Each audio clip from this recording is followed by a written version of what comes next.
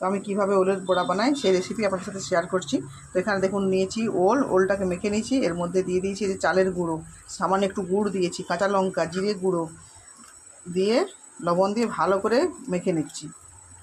এইভাবে মেখে নিয়ে ছোটো ছোটো বড়ার মতো করে দিয়ে দিচ্ছি। এইভাবে সমস্ত বড়াগুলো ভেজে নেবো। পাঁচটা হয়ে গেছে দেখুন, আরেক পাঁচটা উল্টে দিচ্ছি। কত সুন্দর হচ্ছে দেখছেন ওলের বড়া। তো আপনারা কে কে ওলের বড়া খেতে ভালোবাসেন আমাকে কমেন্ট করে জানাবেন। দেখুন বেগুন ভাজা, কুমড়ো ভাজা, পটল ভাজা আর কত ভাজাভাজি দেখছেন। প্রচুর রান্না, এত সব রান্না করেছি।